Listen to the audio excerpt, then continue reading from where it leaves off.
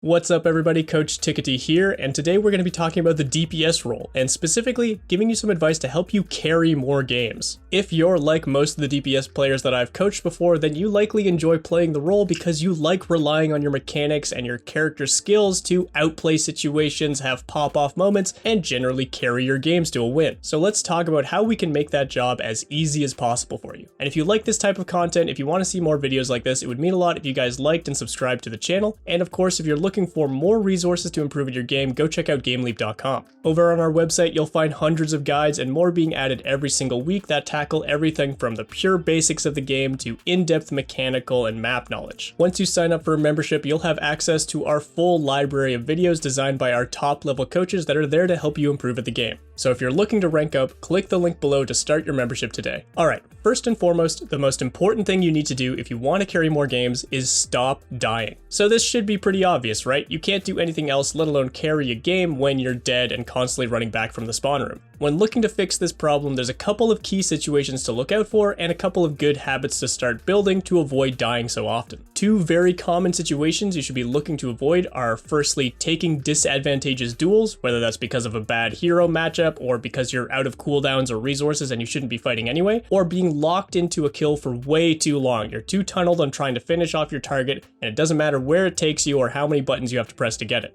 So to avoid that first situation of being locked into bad matchups, make sure that you're forcing a range advantage that benefits you over any of your targets. So if they've got better long range damage than you do, you want to get up close, or if they've got better close range damage than you do, you want to stay at arm's reach. Some habits you'll want to build to make this easier for you in your games is to 1. Check the scoreboard more often to see what enemy heroes are on the field and understand what ranges they're likely going to play at. The game's going to play very differently if you're up against Hanzo and Widowmaker versus if you're up against Junkrat and Reaper, obviously. And 2, make sure your position is changing based on the position of your enemies. If they are getting closer to you, you might need to back up. If they're running away, maybe you can try and keep them at your optimal range. But like I mentioned, the second situation you're looking to avoid is chasing kills too often. You don't want to put yourself at risk just because you're trying to finish off a target. So a habit to help you improve in that area is to make sure that every time you're changing important positions or using an important cooldown to your character, whether that's Tracer's Recall, Widowmaker's Grapple, or Ash's Coach Gun, make sure you are asking yourself if this new position you're taking is going to be as safe as your last one. And if it's not, or if you're not sure, maybe you should wait a second or two to try and find that out.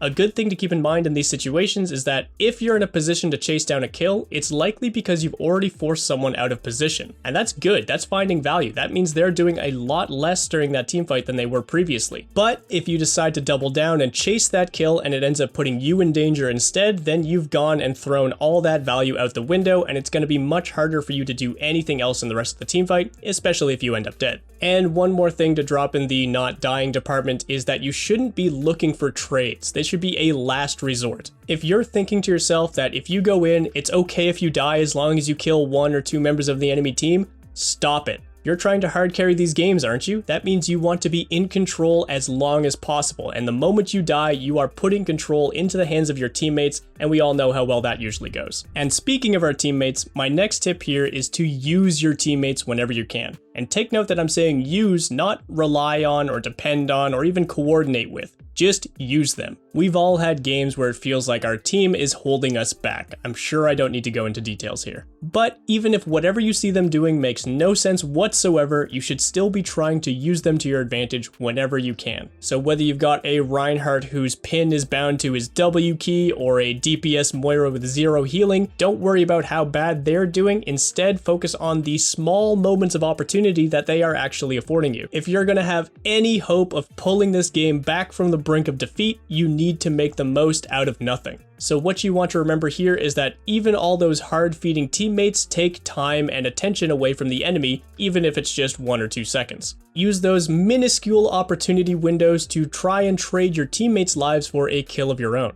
If you're fast and effective enough, then you might even find value before your teammate ends up going back to the spawn room and you can actually take a real team fight. And of course, if we happen to have real teammates on our team, I swear it does happen sometimes, then we can try to focus the same targets they're focusing, try to sync up value with their cooldowns and ultimates and all that kind of good stuff. Basically, you're looking for any opportunity to use your teammates as a distraction while you go find your own value. So you'll wait for them to take attention, wait for them to find value, and then you pile on top of it to make your value more explosive and harder to react to. My next piece of advice to carry as DPS is to try and create an advantage in neutral. If you don't know what I mean when I say neutral, basically what I'm talking about is all the time before a full-on team fight breaks out, before the tanks meet each other, before big cooldowns and ultimates are used. All this time you're using to scout out information, poke at the enemy team, all that kind of stuff. So whenever you can, make things easy on you and your team by looking to create advantages during that downtime. Some advantages are really obvious, like finding a pick as a sniper like Widowmaker or Hanzo, but others are more subtle, like forcing an enemy out of a power position or burning through important defensive cooldowns. The way you do this looks very different depending on what types of heroes you're playing. It might rely on cooldowns or long-range sightlines, but in general, you're looking to trade up in value with all your different types of resources. In order to do that, keep this list in mind. Kills are better than ultimates, are better than cooldowns, are better than damage. So if you can use resources that are lower on this list to force resources out of the enemy that are higher on this list, then you'll be trading up and creating an advantage.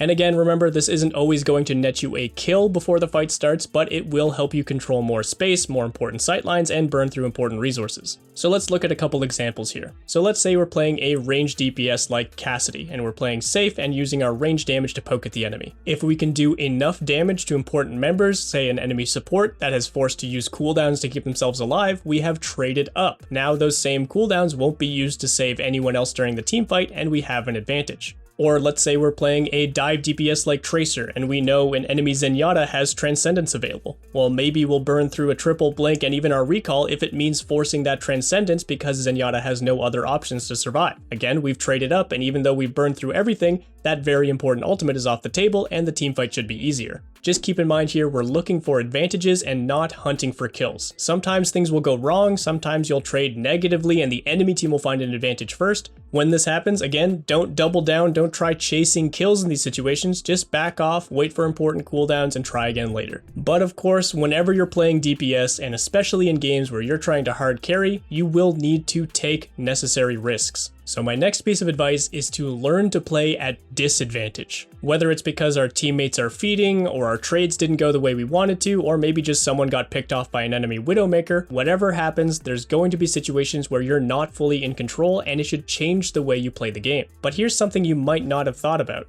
When you're in these disadvantageous situations, it actually benefits you to play more aggressively and take more risks if you're trying to carry. So unless you're the one who got picked, or you're completely out of important cooldowns and you can't make any plays, you should be looking to use enemy advantages to get aggressive for yourself. If you think about our previous tips about using the attention your teammates take and trying to find neutral advantages, this actually makes a lot of sense. So firstly, just like how we're trying to use any attention our teammates take, when the enemy team has an advantage and they're trying to push in aggressively, their attention is still being used. It's just being used on their plays instead of reacting to our plays. So in these situations, you might have an opportunity to move around the map undetected and try to find your own kills. And second, like I mentioned before, it usually takes a trade of resources in order to work your way up to a kill. So any cooldowns or ultimates the enemy team just used to secure that elimination now cannot be used on you. Now, of course, not every situation can be salvaged. If your entire team just got grav-dragoned by the enemy Zarya and Hanzo, there's not much you can do to stabilize that. But the idea here is if an early advantage comes out, you're looking to equalize that play as quickly as possible. And that's all based around the enemy's lack of attention on you or just lack of resources in general.